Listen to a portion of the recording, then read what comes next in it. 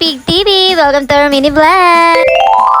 2016, nag-start kami na magbaboy. And dahil kulang kami sa budget, humiram muna kami ng kulungan. Ito yung dating kulungan ni Mami Inga, nilagyan lang ng bubong ni Daddy. Dahil kulang talaga kami sa budget. And 2 piglets lang yung kaya naming bilhin. Dahil ang plano namin is palalakihin namin tong 2 piglets na to and gagawing fattening and ibebenta namin yung 2 fattening na to and bibili kami ng kaong. 4 months namin nilagan itong 2 piglets and nabenta namin at binili namin ng kaong at yun ang ginamit namin sa kasal. After ng kasal namin, nagtuloy-tuloy pa rin kami nag-alaga ng mga baboy habang nagtatrabaho kaming mag-asawa. Hanggang sa nagkaroon kami ng kulungan, ito yung unang-unang kulungan namin. Yung tatlong yan, ang unang kulungan namin and si Daddy lang din ang gumawa kasama niya pa si Papa noon, yung Papa ni Daddy before mamatay. Tapos, nagkaroon pa tayo ng 2 kulungan dyan and ito ang ating pansamantagal na kawayan dyan. Bali, 3 rin yan. And naglagay din si Daddy ng ating receiving area para sa ating mga customer. Para naman, komportable yung ating mga customer kung sakaling pupunta sila at bibili sila ng baboy. Kaya maraming salamat po sa lahat ng mga customers namin o pamilya namin na sumusuporta sa amin. Kaya sa mga naghahanap ng baboy, may marami pa rin tayong available dito. PM na lang po kayo sa amin or sa number na ilalagay natin sa caption. Ito na po lahat ng ating mga alagang baboy.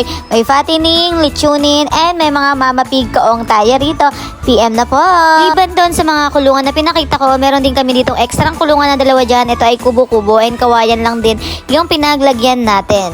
Sobrang salamat. That is for today. Thank you for watching. Bye. Please like, comment, and subscribe.